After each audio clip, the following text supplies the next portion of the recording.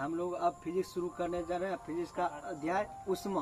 कौन सा अध्याय शुरू करेंगे? उष्मा अध्याय शुरू करने जा रहे हैं। तो उष्मा यह ऊर्जा का एक रूप है जो एक वस्तु से दूसरे वस्तु में केवल तापांतर के कारण हस्तांतरित होती है। किसी वस्तु में निहित उष्मा उस वस्तु के द्रव्यमान पर निर्भर करती है। उष्मा उस वस्तु किसी भी वस्तु पर किस पर निर्भर करता है? द्रव्यमान पर निर्भर करता है। उष्मा का मान द्रव्यमान पर निर्भर करता है, उस वस्तु के द्रव्यमान पर निर्भर करता है। यदि कार्य W हो, उष्मा Q में बदलता है तो W बटे Q बराबर क्या होता है? जूल। अतः का W बटे Q बराबर क्या होता है? जूल। तो उष्मा का ऐसा मात्रा क्या होता है? जूल होता है। और W बराबर क्या हो जाएगा? JQ। तो मतलब कार्य बराबर क्या होता है? जूल गुना उष्मा। कार्य बराबर क्या हो जाएगा? जूल गुना उष्मा, जहाँ J एक नियतांक है जिससे उष्मा का यांत्रिक तुल्यांक भी कहते हैं। 1 जूल का मान 4.186 जूल प्रति कैलोरी होता है। 1 जूल का मान कितना होता है? 4.186 जूल प्रति कैलोरी होता है 1 जूल का मान। इसका तात्पर्य यह हुआ कि यदि 4.186 जूल नहीं लग रहा है इक्विवेलेंट ऑफ द हीट तुल्यांक की जूल नहीं छूटे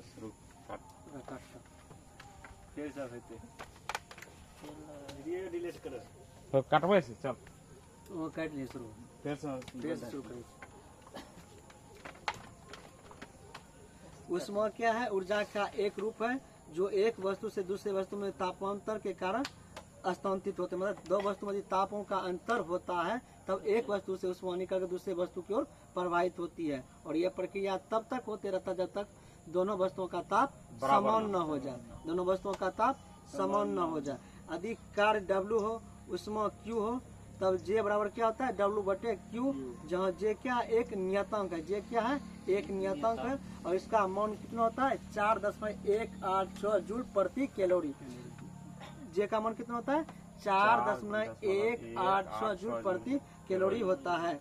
इसका तात्पर्य यह हुआ कि यदि 4.186 जूल के यांत्रिक कार्य किया जाए तो उत्पन्न उष्मा की मात्रा कितनी होगी? 1 कैलोरी होगी। उत्पन्न उष्मा की मात्रा कितनी होगी? 1 कैलोरी होगी। उष्मा के मात्रा, उष्मा का ऐसा मात्रा क्या होता है? जूल होता है। कार्य का भी ऐसा मात्रा क्या होता है? जूल होता है। इसके निम्न मात्रक का भी प्रयोग किया जाता है। उष्मा का अन्य मात्रक में कैलोरी का प्रयोग किया जाता है। क्या कौन सा किसका प्रयोग किया जाता है? कैलोरी का प्रयोग किया जाता है। 1 ग्राम जल का ताप 1 डिग्री सेल्सियस बढ़ाने के लिए आवश्यक उष्मा की मात्रा को कैलोरी कहते हैं। क्या कहते हैं? कैलोरी कहते हैं। मतलब किसी जल का तापमान यदि हम 1 डिग्री सेल्सियस बढ़ाना चाहते हैं, उसके लिए जो आवश्यक उष्मा का मान चाहिए, उसके लिए जो आवश्यकता होती है उष्मा का, उस मान को ही क्या कहते हैं? कैलोरी कहते हैं। क्या कहते हैं? कैलोरी कहते हैं। अंतर्राष्ट्रीय कैलोरी 1 ग्राम शुद्ध जल का ताप 1 ग्राम शुद्ध जल का ताप 14.5 डिग्री सेल्सियस से 15.5 डिग्री सेल्सियस तक बढ़ाने के लिए आवश्यक उष्मा की मात्रा को क्या कहते हैं? 1 कैलोरी कहते हैं। 1 कैलोरी कहते हैं। कैलोरी अलग हुआ, 1 कैलोरी अलग हुआ। मतलब कैलोरी हुआ यदि किसी जल का तापमान हम 1 डिग्री सेल्सियस बढ़ाना चाहते हैं तो उसके लिए जो आवश्यक उष्मा की मात्रा होती है उसे कैलोरी कहते हैं। उसे क्या कहते हैं? कैलोरी कहते हैं। और 1 कैलोरी किसे कहते हैं? यदि 1 ग्राम शुद्ध जल का तापमान यदि 14.5 डिग्री सेल्सियस से 15.5 डिग्री सेल्सियस तक बढ़ाते हैं तो उसके लिए जो आवश्यक उष्मा की मात्रा होती है उसे 1 कैलोरी कहते हैं। क्या कहते हैं? 1 कैलोरी कहते हैं। British thermal unit BTHU 1 pound जल का ताप, मतलब ब्रिटिश थर्मल यूनिट में उष्मा का माप हम लोग कैसे करेंगे?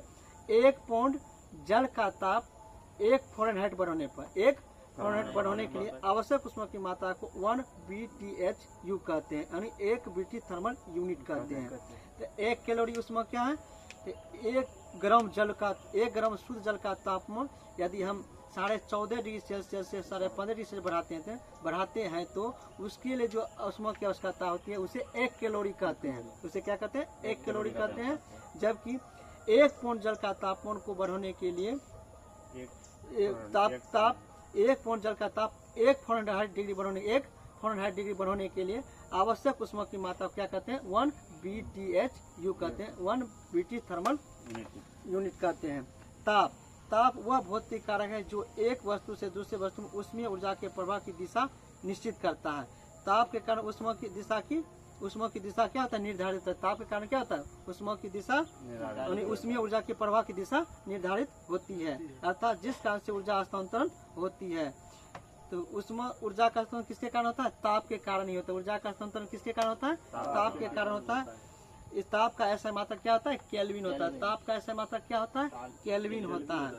ताप का मापन, ताप का निर्माण, ताप मापी का निर्माण किसने किया था? गैलीलियो ने किया था। ताप मापने वाला अंश का निर्माण किसने किया था? गैलीलियो ने। जड़त्व का नियम सबसे पहले किसने दिया था? गैलीलियो ने। किसी वस्तु का जड़त्व किस पर निर्भर करता है? वस्तु के द्रव्यमान पर निर्भर करता है। वस्तु के द्रव्यमान पर निर्भर करता है। और दूरबीन का भी आविष्कार किसने किया है? गैलीलियो ने किया है। दूरबीन का आविष्कार भी किसने किया है? गैलीलियो ने किया है। और तापमापी का आविष्कार किसने किया है? गैलीलियो ने किया है। तापमापी, ताप मापने के लिए जो उपकरण प्रयोग में लाया जाता है उसे क्या कहते हैं? तापमापी कहते हैं। मतलब ताप मापने के लिए जिस यंत्र का हम लोग उपयोग करते हैं उसे क्या कहते हैं? तापमापी कहते हैं। सेल्सियस कई प्रकार का होते हैं। एक सेल्सियस पैमाना, इस पैमाने का आविष्कार स्वीडन के वैज्ञानिक सेल्सियस ने ही किया था। सेल्सियस पैमाना जो हम लोग बुखार सब नापते हैं डिग्री सेल्सियस में या फिर फ़ारेनहाइट में नापते हैं, फ़ारेनहाइट वाला अलग हो जाता है और सेल्सियस वाला तापमापी का पैमाना का उपयोग कौन किया है? आविष्कार किसने किया? सेल्सियस ने किया है।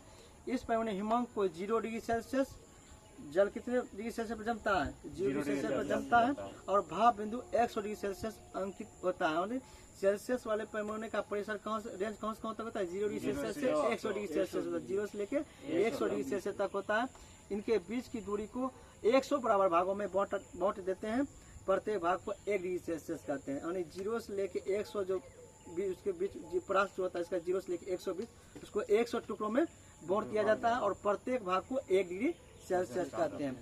फ़ारेनहाइट पैमाना, इसका आविष्कार जर्मन वैज्ञानिक फ़ारेनहाइट ने ही किया था और इसका हिमांक 32 डिग्री फ़ारेनहाइट से लेकर 212 डिग्री फ़ारेनहाइट तक होता है।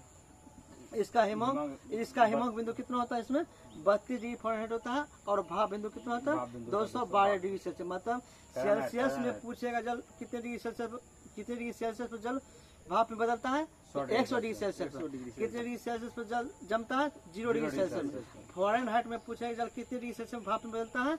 212 डिग्री फ़ारेनहाइट में, 212 डिग्री फ़ारेनहाइट पर। और कितने डिग्री फ़ारेनहाइट पर जमता है? तो 32 डिग्री फ़ारेनहाइट में जमता है। सुनिए, इनके बीच की दूरी को 180 बराबर भागों में बांटा गया है। फ़ारेनहाइट वाला पैमाने को बीच की दूरी कितने भागों में बांटा गया है? 180 डिग्री बराबर भागों में बांटा गया है। रोमर पैमाना, इसका हिमांक 0 डिग्री आर होता है, 0 डिग्री आर होता है रोमर में। और भाप बिंदु 80 डिग्री आर होता है। रोमर में पूछेगा जल कितने डिग्री रोमर पर जमता है? तो 0 डिग्री रोमर पर जल जमता है और 80 डिग्री रोमर पर जल क्या होता है? वाष्प में बदल जाता है। 80 डिग्री रोमर पर क्या होता है? जल भाप में बदल जाता है। और इसके बीच के भाग को 80 बराबर भागों में बांटा है। कितने भागों में? 80 बराबर भागों में बांटा गया। केल्विन का पैमाना, इसका हिमांक कितना होता है? 273 केल्विन होता है। पूछेगा जल कितने केल्विन पर जमता है? 273 केल्विन पर जमता है। और कितने केल्विन पर भाप में बदलता है? 373 केल्विन पर भाप में बदलता है। 373 केल्विन में किसमें बदलता है? भाप में बदलता है। इनके दोनों बीच की दूरी को सम 100 भागों में विभाजित किया गया है। 100 भागों में विभाजित किया गया। सेल्सियस में जल का हिमांक कितना होता है? 0 डिग्री सेल्सियस। जल कितने डिग्री सेल्सियस में भाप में बदलता है? 100 डिग्री सेल्सियस में। अब फ़ारेनहाइट में कितना होता है हिमांक? फ़ारेनहाइट में जल का हिमांक कितना होता है? 32 डिग्री फ़ारेनहाइट 32 डिग्री फ़ारेनहाइट होता है। 32 डिग्री फ़ारेनहाइट होता है। फ़ारेनहाइट में जल का भाप बिंदु कितना होता है? 212। रोमर पैमानों में जल का हिमांक कितना होता है? 0 डिग्री आर, 0 डिग्री आर। और भाप बिंदु कितना होता है? 80 डिग्री आर। केल्विन में जल का हिमांक कितना होता है? 273। केल्विन में जल का हिमांक कितना होता है? 273।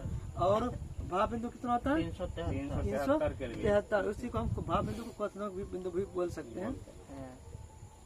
रैंकिंग पैमानों में हिमांक कितना होता है?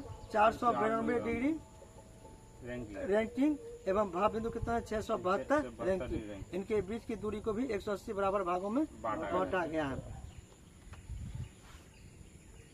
चारों पैमानों के बीच संबंध को इस प्रकार C-0/100 बराबर F-32/100 बराबर F-32/100 180 बराबर R-0/80 बराबर K माइनस 273 बटे 100 बराबर RA माइनस 4.92 बटे 92 बटे 180 बराबर एक नियतांक। क्या होता है? एक नियतांक। 1 जूल नियतांक का वैल्यू कितना होता है? 1 जूल नियतांक का वैल्यू कितना होता है? 4.186 जूल प्रति कैलोरी। 1 जूल नियतांक का मान कितना होता है? 4.186 जूल प्रति कैलोरी। अब है परम शून्य ताप। सिद्धांत रूप से अधिकतम ताप पर कोई सीमा नहीं होती। सिद्धांत से अधिकतम ताप की कोई सीमा नहीं होती, परंतु न्यूनतम ताप की सीमा होती है। अधिकतम ताप की कोई सीमा नहीं होती है, जबकि न्यूनतम ताप की सीमा होती है। किसी वस्तु का ताप माइनस 273.15 डिग्री सेल्सियस से कम नहीं हो सकती है। मतलब परम शून्य ताप का मान कितना होता है? Minus 273.15 degree Celsius. परम शून्य ताप का मान कितना होता है? माइनस 273.15 डिग्री सेल्सियस होता है। इससे कम किसी भी वस्तु का ताप संभव ही नहीं है। इससे कम किसी वस्तु का ताप संभव ही नहीं है। इसीलिए माइनस 273.15 डिग्री सेल्सियस को परम शून्य ताप माना गया है। यानी ये संसार का सबसे क्या है? न्यूनतम ताप है। परम शून्य ताप कहते हैं केल्विन में पैमाने पर 0 के लिखते हैं। केल्विन में क्या होता है? 0 के। यानी 0 केल्विन बराबर कितना होता है? Minus 273.15 degree Celsius. 0 केल्विन बराबर कितना होता है? 0 केल्विन बराबर होता है माइनस 273.15 डिग्री सेल्सियस। और 0 डिग्री सेल्सियस बराबर पूछेगा तो माइनस 0 डिग्री सेल्सियस बराबर पूछेगा तो 273.16 केल्विन। 273.16 केल्विन। मोटा मोटी हम बता देते हैं परम शून्य ताप का मान कितना होता है? Minus 273.15 degree Celsius. इसे ही परम शून्य ताप कहा गया है। और यह 0 केल्विन के बराबर होता है। 0 केल्विन के बराबर होता है। और 0 डिग्री सेल्सियस का मान कितना होता है परम शून्य ताप पर? 273.16 केल्विन। 273.16 केल्विन। पहले सेल्सियस पैमाने को सेंटीग्रेड में मापा जाता है। पहले सेल्सियस पैमाने किस में मापा जाता है? सेंटीग्रेड में मापा जाता था। केल्विन में व्यक्त तापमान को डिग्री में नहीं लिया जाता है। केल्विन जो ताप हम लोग नापते उसमें डिग्री नहीं लिया जाता है। पारा माइनस 39 डिग्री सेल्सियस पर जमता है। पारा कितने डिग्री सेल्सियस पर जमता है? 39 माइनस 39 डिग्री सेल्सियस पर जमता है। हमारे शरीर के बाहर स्थित वृषण कोश का तापमान कितना होता है? Minus 35 degree Celsius. कितना होता है? 35 डिग्री सेल्सियस होता है। हमारे शरीर के बाहर स्थित वृषण कोश का तापमान कितना होता है? 35 डिग्री सेल्सियस। कितना होता है? 35 डिग्री सेल्सियस होता है। पारा कितने डिग्री सेल्सियस पर जमता है? माइनस 39 डिग्री सेल्सियस पर जमता है। और अल्कोहल कितने डिग्री सेल्सियस होता है? माइनस 115 डिग्री सेल्सियस पर जमता है। अल्कोहल कितने डिग्री सेल्सियस होता है? माइनस 115 डिग्री सेल्सियस पर। और पारा माइनस 39 डिग्री सेल्सियस। और वृषण का तापमान कितना है? 35 डिग्री सेल्सियस। वृषण का तापमान कितना होता है? 35 डिग्री सेल्सियस। मानव शरीर का तापमान 9.6 फ़ारेनहाइट होता है। मतलब एक स्वस्थ मनुष्य का शरीर का तापमान कितना होता है? 98.6 डिग्री फ़ारेनहाइट। 98.6 degree Fahrenheit. और सेल्सियस में पूछेगा कितना होता है? 37 डिग्री सेल्सियस। सेल्सियस में कितना होता है? 37 डिग्री सेल्सियस। केल्विन में 310 केल्विन। केल्विन में 310 केल्विन होता है। केल्विन में कितना होता है? 310 केल्विन। केल्विन में कितना होता है? 310 केल्विन। द्रव तापमापी। पारा तापमापी लगभग माइनस 30 डिग्री सेल्सियस से 350 डिग्री सेल्सियस तक के तापमापी के लिए प्रयुक्त होता है। द्रव तापमापी का प्रयोग जो पारा तापमापी होता है कितने रेंज के ताप को हम माप सकते हैं? माइनस 30 डिग्री सेल्सियस से लेकर 350 डिग्री सेल्सियस तक के ताप को हम पारा तापमापी से नाप सकते हैं। पारा कितने डिग्री सेल्सियस पर जमता है? माइनस 39 डिग्री सेल्सियस पर जमता है। अल्कोहल माइनस 115 डिग्री सेल्सियस पर जमता है। अल्कोहल माइनस 115 डिग्री सेल्सियस पर जमता है। पारा थर्मोमीटर का आविष्कारक फ़ारेनहाइट ने किया था। पारा थर्मोमीटर का आविष्कार किसने किया था? फ़ारेनहाइट ने किया था। फ़ारेनहाइट ने किया था। गैस तापमापी। इस प्रकार के तापमापियों में स्थिर आयतन हाइड्रोजन गैस तापी से माइनस 200 डिग्री सेल्सियस से 500 डिग्री सेल्सियस तक को मापा जा सकता है। यानी गैस तापमापी से हम माइनस 200 डिग्री सेल्सियस से लेकर 500 डिग्री सेल्सियस तक के ताप को माप सकते हैं। जबकि पारा तापमापी के दौरान माइनस 30 डिग्री सेल्सियस से लेकर 350 डिग्री सेल्सियस तक के माप को नाप सकते हैं। प्लेटिनम प्रतिरोधी तापमापी। इसके द्वारा माइनस 200 डिग्री सेल्सियस से लेकर 1200 डिग्री सेल्सियस के तापमान को मापा जाता है। प्लेटिनम प्रतिरोधी तापमापी के द्वारा कितनी डिग्री सेल्सियस तक के तापमान को मापा जा सकता है? -200 डिग्री सेल्सियस से लेके 1200 डिग्री सेल्सियस तक के तापमान को नापा जा सकता है। किसके द्वारा? प्लेटिनम प्रतिरोधी तापमापी के द्वारा।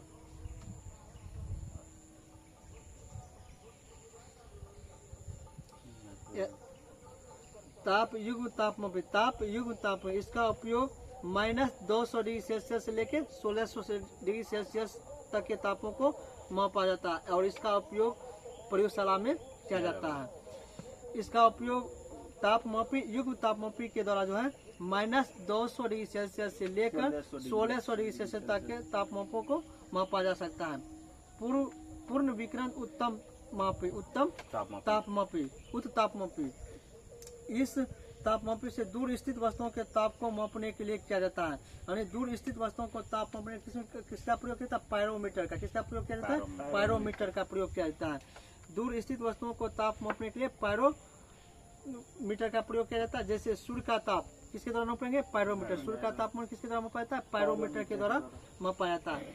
इसके द्वारा प्राय 800 डिग्री सेल्सियस से ऊंचे ताप को ही मापा जाता है। मतलब क्वेश्चन ऐसे भी पूछ सकता है, अति उच्च ताप को मापने के लिए किस यंत्र का उपयोग किया जाता है? पायरोमीटर का। अति उच्च तापमान को मापने के लिए किस यंत्र का प्रयोग किया जाता है? पायरोमीटर का। सूर्य के ताप को मापने के लिए किसका प्रयोग किया जाता है? पायरोमीटर का। और इस पायरोमीटर की सहायता से हम 800 डिग्री सेल्सियस से ऊंचे तापमान वाले वस्तुओं के ही ताप को माप सकते हैं। इसके नीचे का तापमान नहीं मापा जा सकता है, क्योंकि इससे कम ताप की वस्तुएं उसमें विकिरण उत्सर्जित नहीं करती है। यह तापमापी स्टीफेन के नियमों पर आधारित है। पायरोमीटर किस सिद्धांत पर ताप कम करता है? स्टीफेन के नियम पर आधारित है। स्टीफेन के नियम पर आधारित है, जिसके अनुसार उच्च ताप पर किसी वस्तु से उत्सर्जित विकिरण की मात्रा उसके परम ताप के चतुर्थ घात के अनुक्रमानुपाती होता है। तो अति उच्च ताप मापने के लिए किस यंत्र का प्रयोग करते हैं? पायरोमीटर का। सूर्य का ताप मापने के लिए किस यंत्र का प्रयोग करते हैं? पायरोमीटर का। पायरोमीटर का उपयोग हम कितने डिग्री सेल्सियस से अधिक तापमान वाले वस्तु को नाप सकते हैं? 800 डिग्री सेल्सियस से ऊंचे तापमान वाले वस्तुओं को ही माप सकते हैं। और पायरोमीटर जो है किसके सिद्धांत पर कार्य करता है? स्टीफेन के सिद्धांत पर। किसके सिद्धांत पर कार्य करता है? स्टीफेन के सिद्धांत पर कार्य करता है।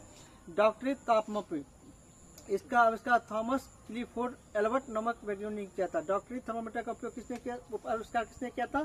थॉमस क्लिफोर्ड एल्बर्ट ने। थॉमस क्लिफोर्ड एल्बर्ट ने डॉक्टरी थर्मोमीटर का आविष्कार किया था।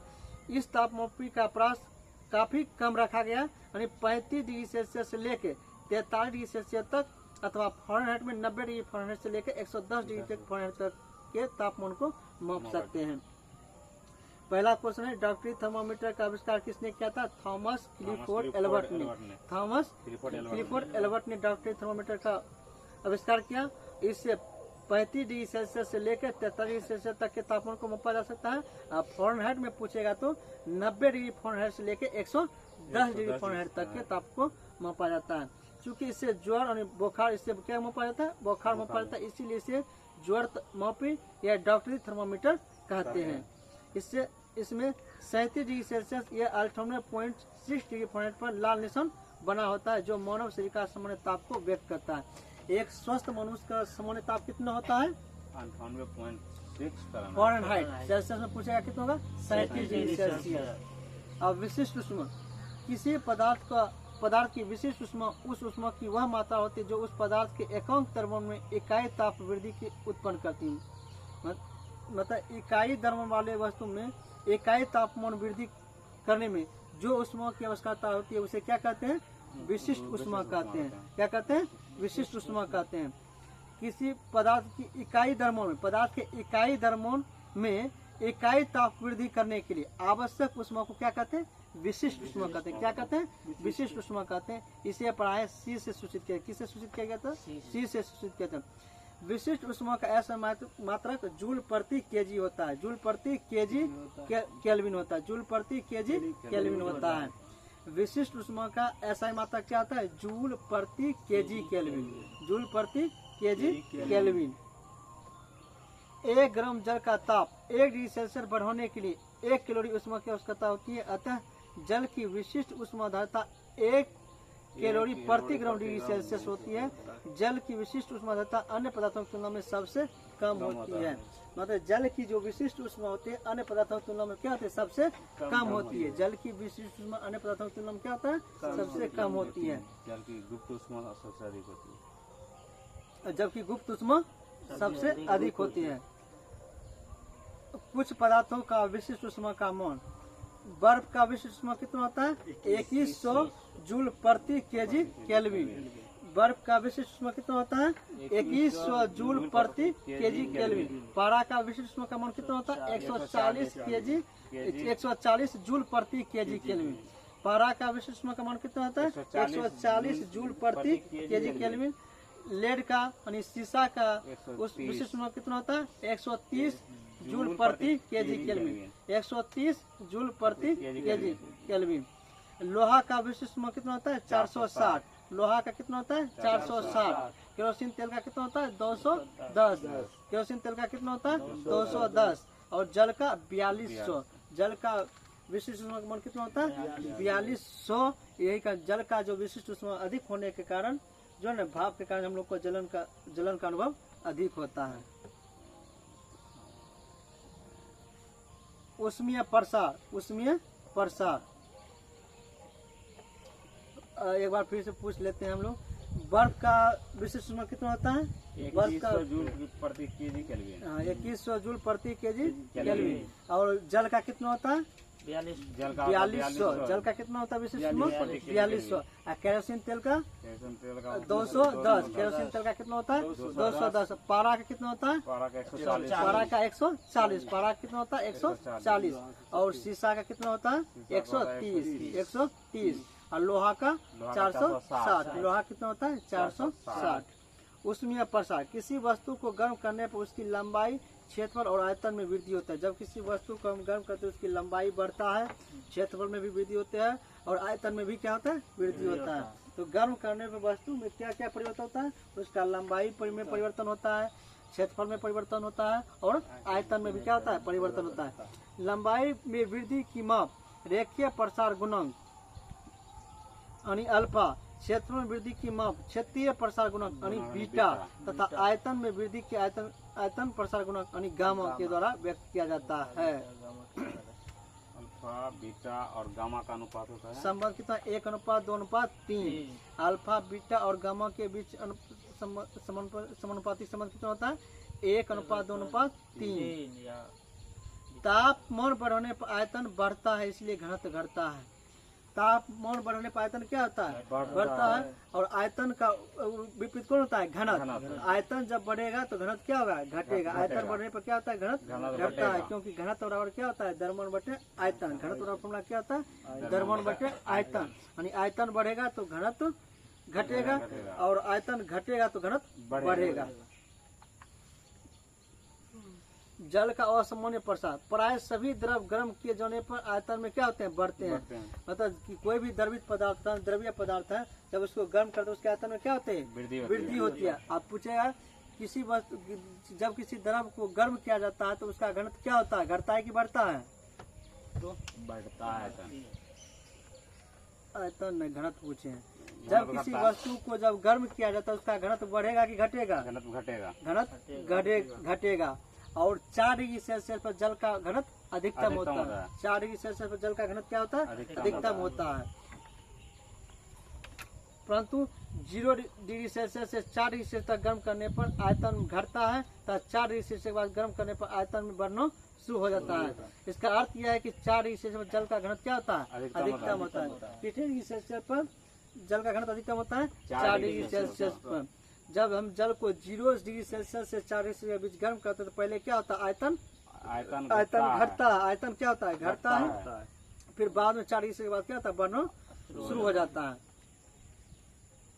ठोस कार्बन डाइऑक्साइड को सूखी बर्फ कहते हैं। ठोस कार्बन डाइऑक्साइड को क्या कहते हैं, सूखी बर्फ कहा जाता है, क्योंकि यह समान बर्फ की तरह द्रव में परिवर्तन नहीं होती है और बल्कि सीधे ठोस से सीधे गैस में परिवर्तित हो जाते हैं।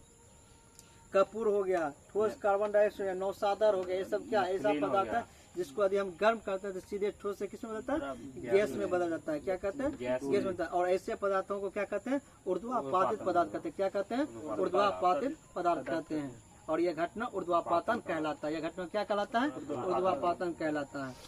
उष्मा का संचरण, उष्मा का एक स्थान से दूसरे स्थान तक जाने की प्रक्रिया क्या कहलाता है, उष्मा का संचरण कहता है। मतलब उष्मा का एक स्थान से दूसरे स्थान पर जाने की प्रक्रिया क्या कहलाता है, उष्मा का संचरण कहता है। उष्मा का संचरण 3 विधियों में होता है। उष्मा का संचरण कितने विधियों, 3 विधि।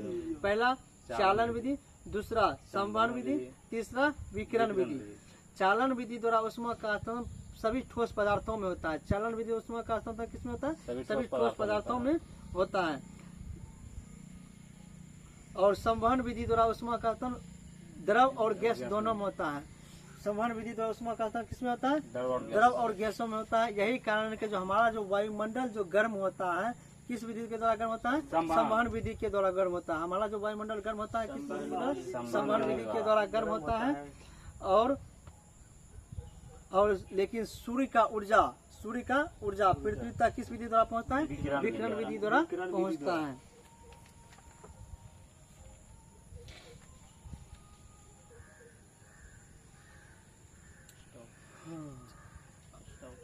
चालन के द्वारा, अब देखो पहला विधि कौन सा है, चालन के द्वारा उष्मा पदार्थ में एक स्थान से दूसरे स्थान पदार्थों के कणों को अपने स्थान का परिवर्तन किए बिना पहुंचते हैं। मतलब इसमें कण गति नहीं करते हैं, बस इसमें कण किस विधि में, उष्मा के स्थान में किस विधि में कण गति नहीं करते हैं, चालन विधि में कण गति नहीं करते हैं, बल्कि एक स्थान से दूसरे स्थान उष्मा का सिर्फ स्थान है। क्योंकि ठोस पदार्थों के बीच कण जो है अत्यधिक नजदीक स्थित होता है, अत्यधिक नजदीक स्थित होता है, खाली स्थान उसके अंदर नहीं होते, नगण्य मात्रा में होते। यही कारण है कि उसमें ठोस पदार्थों में अधिक होता है, अंतराणु आकर्षण बल अधिक होता है। यही कारण है कि ठोस पदार्थों में जो ना उष्मा का स्थान चालन विधि के द्वारा होता है। संवहन में, इस विधि में उष्मा का स्थान पदार्थ के कणों के हस्तांतरण के द्वारा होता है। मतलब चालन विधि में जो कहते हैं, संवहन विधि में जो होता है, उष्मा का हस्तांतरण के लिए कणों का हस्तांतरण होना जरूरी है। इस प्रकार के पदार्थ के कणों में के हस्तांतरण से धाराएं बहती है, जिन्हें संवहन धाराएं कहते हैं। इस विधि में उष्मा की हानि सबसे तेज गति से होती है। तो मतलब उष्मा की हानि किस विधि में सबसे अधिक होती है, तो संवहन विधि में। संवहन विधि में उष्मा की तेज हानि होती है। गैसों और द्रवों में उष्मा का संचरण संवहन विधि द्वारा ही होता है, संवहन विधि द्वारा ही होता है। रेफ्रिजरेटर में प्रशीतक पेटिका के ऊपर में प्रशीतन पेटिका कहाँ होती है, ऊपर में होती है। जो रेफ्रिजरेटर में निषेधक के रूप में, प्रशीतक के रूप में किस गैस का उपयोग किया जाता है, फ्रियोन गैस का उपयोग किया जाता है। बर्फ जमता है, फ्रियोन गैस का उपयोग किया जाता है। और प्रशीतन पेटिका जो होता है रेफ्रिजरेटर कहाँ होता है, ऊपर की ओर होता है। कहाँ होता है, ऊपर में की ओर होता है, ताकि रेफ्रिजरेटर का अन्य भाग संवहन के द्वारा ठंडी हो सके। यदि रेफ्रिजरेटर के दरवाजे कुछ घंटों के लिए हम खुला छोड़ दें तो कमरे के तापमान क्या हो जाएगा, बढ़ जाएगा। यदि हम अपने कमरे में रेफ्रिजरेटर को खुला छोड़ दें तो कमरे का तापमान क्या हो जाएगा, बढ़ जाएगा। और वायुमंडल संवहन विधि के द्वारा ही गर्म होता है। वायुमंडल किस विधि के द्वारा गर्म होता है, संवहन विधि के द्वारा गर्म होता है। ऊर्जा मतलब उष्मा के हस्तांतरण के किस विधि में कणों का हस्तांतरण नहीं होता है, तो चालन विधि में हस्तांतरण नहीं होता है कणों का। जबकि द्रव मतलब संवहन विधि में कणों क्या होता है, हस्तांतरण होता है। और संवहन विधि में ही ऊर्जा की सबसे अधिक हानि होती है। संवहन विधि में ही ऊर्जा की सबसे अधिक हानि होती है। विकिरण, इस विधि में उष्मा गर्म वस्तु से ठंडी वस्तु की ओर बिना किसी माध्यम की सहायता से तथा बिना माध्यम को गर्म किए ही प्रकाश की चाल से सीधी रेखा में संचित होती है। यह उष्मा संचरण की सबसे तीव्र विधि है। और यह सूर्य की उष्मा पृथ्वी तक विकिरण विधि के द्वारा ही पहुंचती है। यानी विकिरण विधि में उष्मा के संचरण के माध्यम की आवश्यकता नहीं होती है।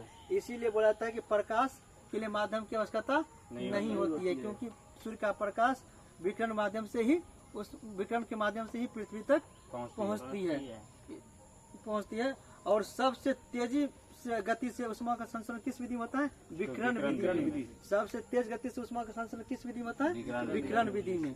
और ऊर्जा की हानि किस विधि में होती है, संवहन विधि में। ऊर्जा की हानि किस विधि में नहीं होती है, तो चालन विधि में नहीं होती है। और सबसे तेज उष्मा का संचरण किस विधि में होता है, विकिरण विधि में। विकिरण विधि में उष्मा का संचरण करने के लिए क्या माध्यम की आवश्यकता होती है, नहीं, माध्यम की आवश्यकता नहीं होती है।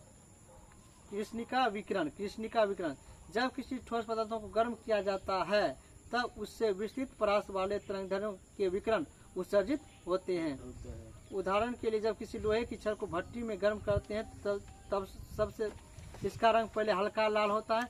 जैसे जैसे ताप बढ़ता जाता है वैसे वैसे ये अधिक लाल होता जाता है। जब इसे और गर्म किया जाता है तब इससे निकलने वाली विकिरण का रंग कैसा होता है? सफेद हो जाता है। कैसा होता है? सफेद हो जाता है। और जब ताप बहुत अधिक हो जाता है तब ये नीला हो जाता है। कैसा होता है? नीला। जब हल्का गर्म होता है तो लाल, जब पूरा गर्म होने लगता है, अधिक ताप पर गर्म करते हैं क्या लाल होने और अधिक लाल होने लगता है। और जब उससे भी अधिक ताप पर जैसे गर्म करते हैं तो उसका रंग कैसा होता है? सफेद हो जाता है।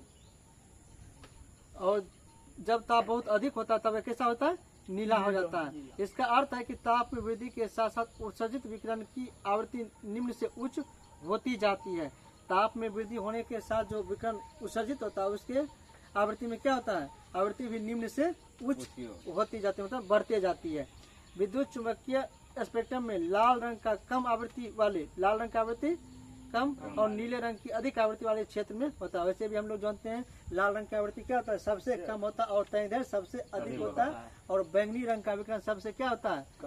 विकिरण सबसे अधिक, आवृत्ति सबसे अधिक और तरंगदैर्घ्य सबसे कम होता है।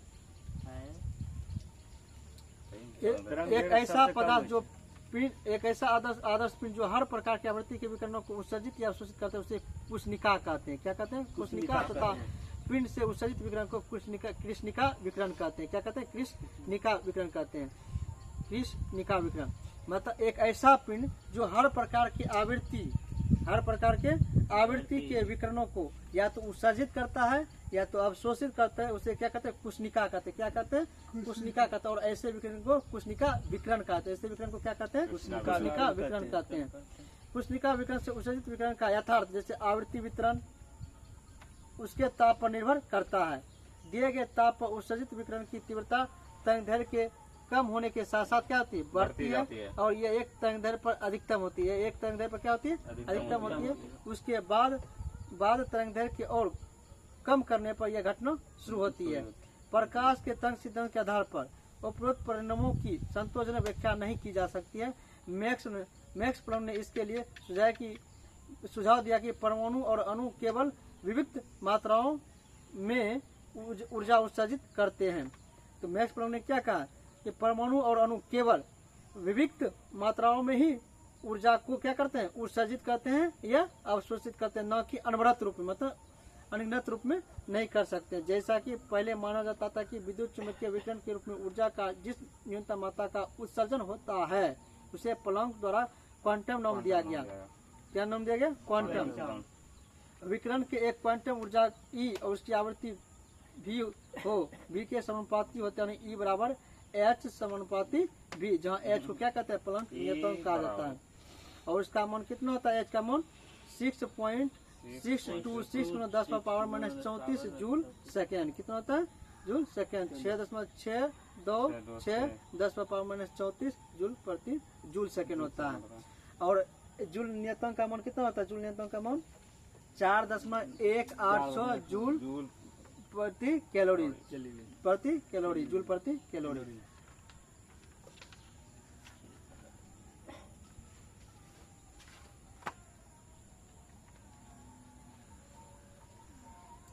अब हम लोग ऊष्मा का कुछ भाग बचा हुआ है, आगे पढ़ेंगे। लंबा चैप्टर है थोड़ा।